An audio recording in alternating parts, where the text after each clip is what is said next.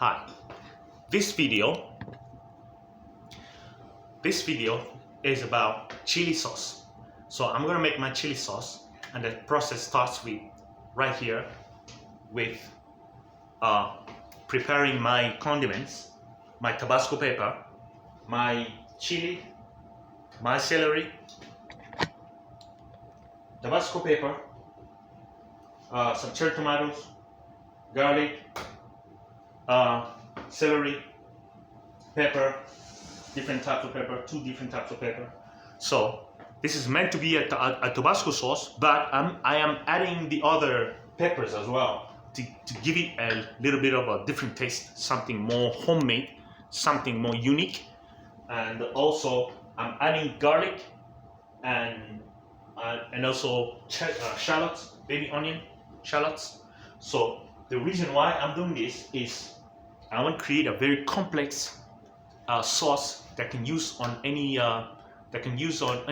any dishes, or you can use it later to actually accompany any charcuteries, some piece of roast meat, sausages, or anything like. So I'm gonna first roast all my condiments in the oven for about 40 minutes, half an hour, 40 minutes. It depends on how it goes. I want to get them roasted, and then I will put them in a jar to ferment them for 1 month solid. To help my, the reason why I'm going to do this is to get the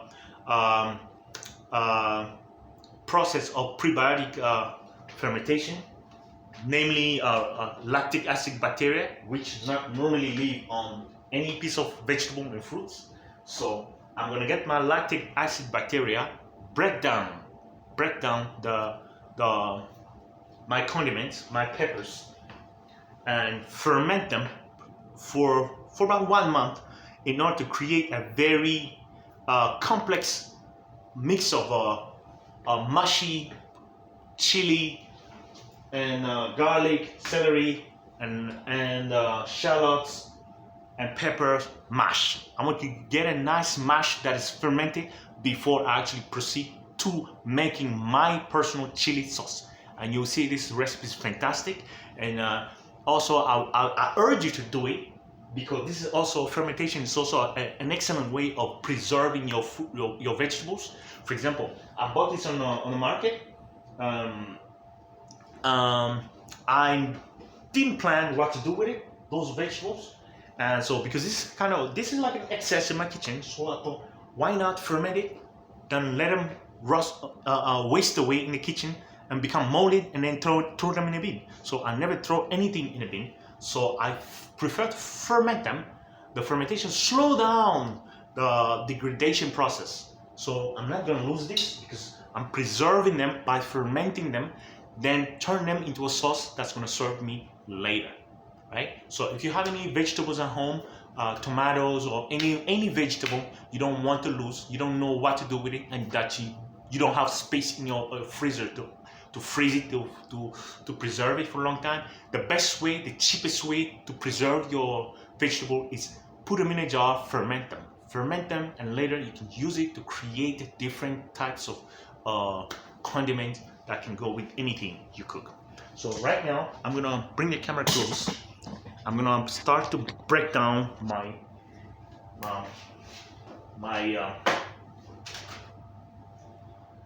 condiment. First, I'm gonna chop my celeries in small chunks, because later they're gonna go in a big jar, and my jar is not very, the mouth is not very opening. So that's why I'm gonna dice my vegetables beforehand, so that later it would be easy to take them out of the jar. Otherwise, if you have a jar at home that is open mouth, then you can just chop them in big chunky size and put them in a jar, and it should be alright. Right now, I'm going to chop them in a manageable size for my jar. So first, of course, wash all your vegetables thoroughly. Wash them thoroughly to get rid of any dirt particles. So my celery is going to go in my pot, my baking tray, with which is really lined with parchment paper. So I'm gonna put all this in there. These are going to be caramelized in the oven before I ferment them, and I can preserve them for a very long time. So the garlic, similarly, I'm going to just crush the garlic a little bit to release the nutrient. Crush the garlic to release the nutrient in the oven as it's baking.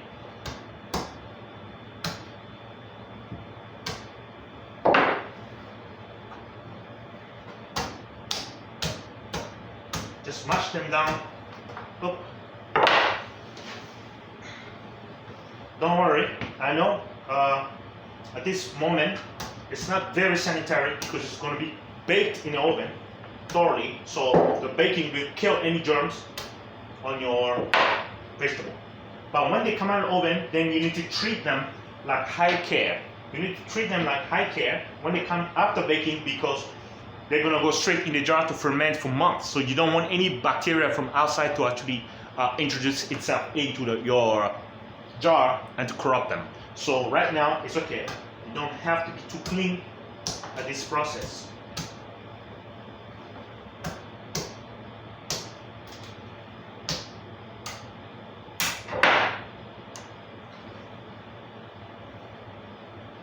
So I'm roasting the garlic to sort of denature the nature of the garlic a little bit, because the acidic content of the garlic can actually affect my lactic bacteria fermentation. So think about it when you're doing that. Don't just make your sauce with that. If you want a sauce that's going to last long and that you're going to ferment, make sure you bake the garlic. Things like garlic is acidic. It can go against the fermentation process of the lactic bacteria. So that's why I'm roasting them, to denature the acidity of the garlic and the onions a little bit before I put them in a jar and add water to ferment them.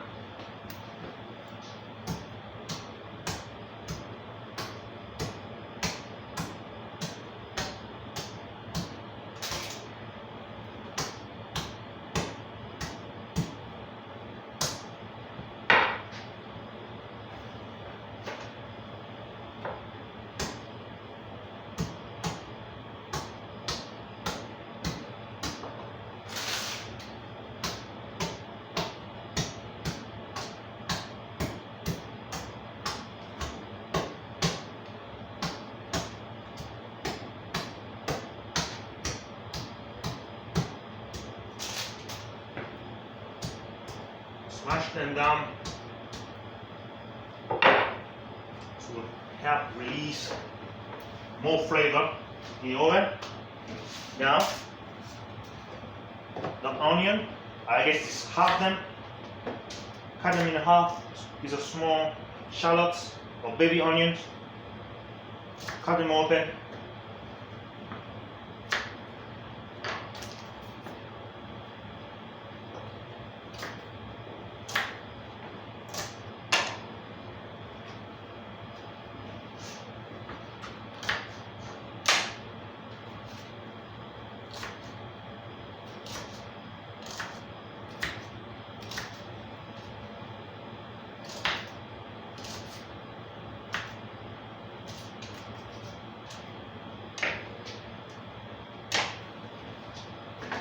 They're going to caramelize in the oven, and they will lose their zinginess, their acidic property, a little bit just before I put them to ferment.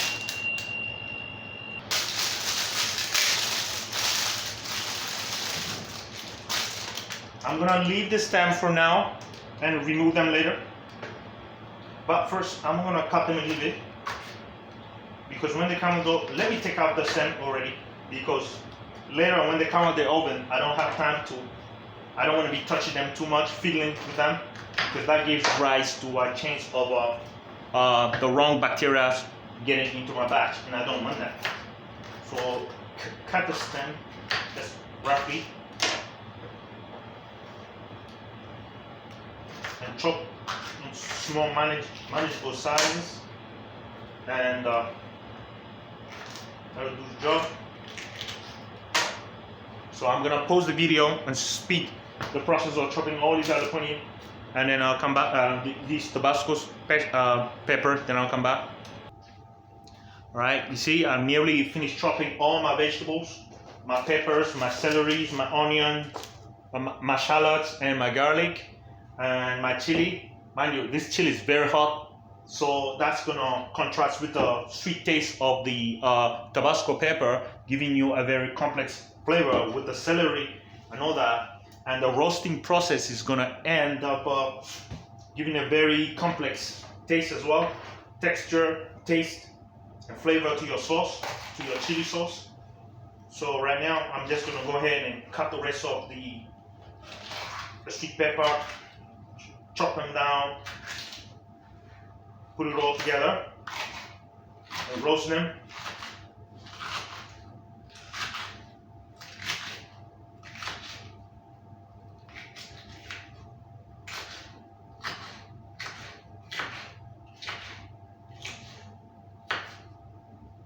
And again, this video is live, so I'm not editing. It's just straightforward what's happening in the kitchen. There's no need to spend time on editing. And I want you to get a realistic experience of what I'm doing. So if you want to try this at home, you will get the same result if you follow the instruction correctly. So right now, just chop all your pepper of choice. And if you don't like to put the garlic or the onion for at this time, you can just leave it out. But for this recipe, just put everything in, because later when you're doing your sauce, you can make adjustment to how hot it's going to be, or how sweet it's going to be, or how zingy, because you're going to use things like apple cider vinegar or many things later, to actually balance out the taste of the hotness of the pepper, the chili. So right now, chop everything in small pieces before they go in the oven, because when they come out of the oven, you don't want to be fiddling with them too much outside to allow bad bacteria to get into the batch. So when it comes out of the oven, you could, if you have a strong jar, you can put it straight into the jar when it's still hot, when they are still hot, or you could chill them quickly in a blast chiller. If you have a blast chiller or a blast freezer at home, you could chill them down very quickly, just to bring down the temperature before you put it in the jar.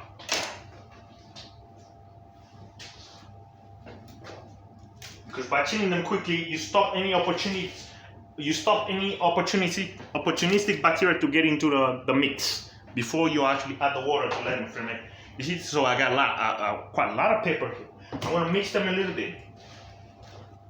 So my Tabasco, my onion. I think I'm going to split the container, because when you have a mass this thick, this big, it's going to take longer to cook underneath. So I'm going to have 2 trays at least. Right, I just got my new tray.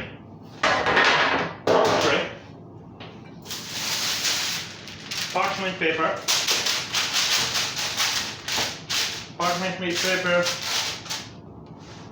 And now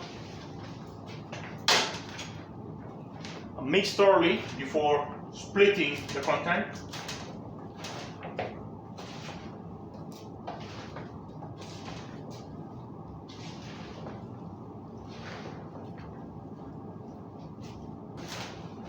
Right now, the smell is amazing. It's unbelievable.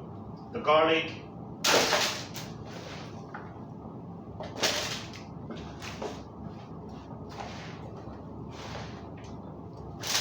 So there you go. I got loads of pepper here. It's gonna be a good stash of chili sauce for me.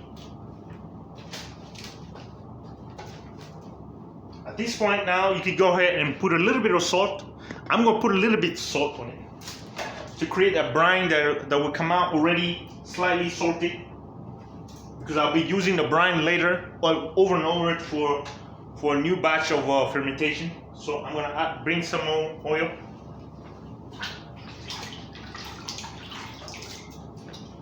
salt.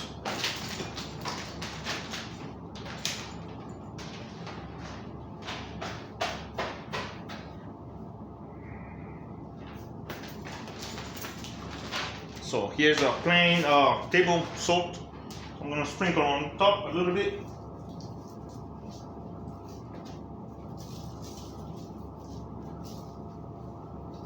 It's gonna create a nice brine, and this brine is nice. It's a brine you can use it over and over and over. Now they're gonna go into the oven. My trolley set.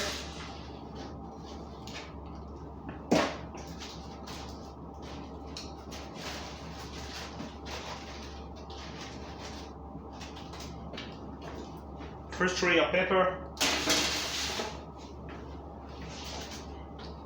Second tray.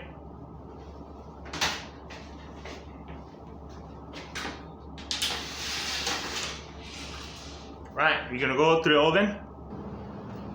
Alright, we're heading for the oven.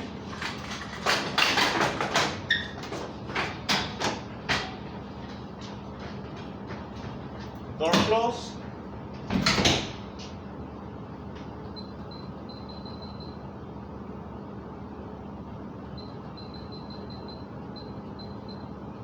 I'm gonna put a 40 minutes timer, and on the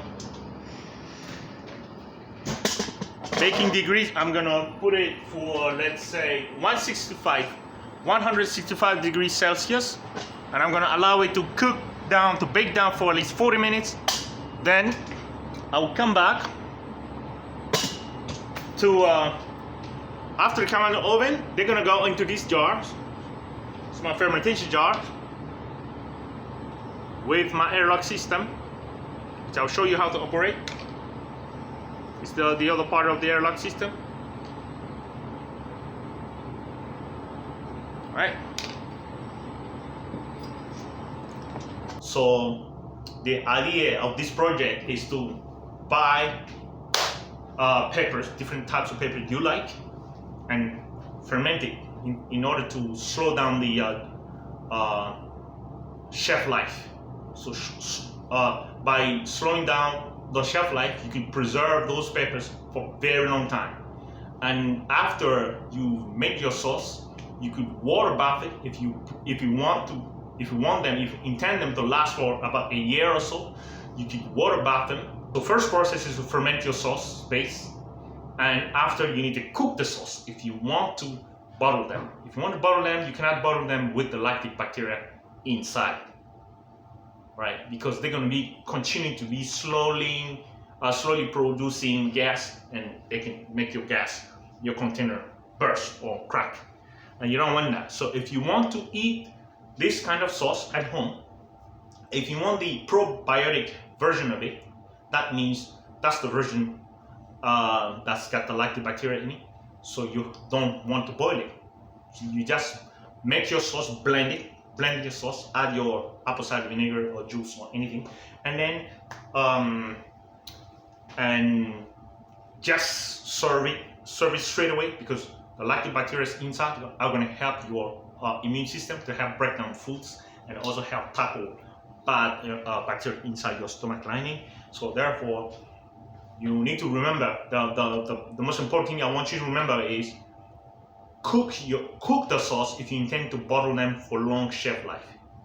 But if you want to just eat them, then you can just blend them. Just blend the sauce after the fermentation, and while it's still fresh, blend it, add your salt, add the apple cider vinegar or vinegar, add any kind of condiment for you like, or you may even choose to actually pass the sauce through sieve to remove all the seeds particles and all that. If you don't like the seed, if you like the seed, keep them. If you don't like it, remove it with a sieve, and then just eat them as fresh beef without cooking them. That's the probiotic version. But if you intend to sell them or preserve them for a long time, you need to pasteurize them by boiling. And boiling means killing the bacteria that are inside. Although there are lactic bacteria friendly bacteria, you kill them by boiling them, and That'll be safe for long shelf life. Thank you very much.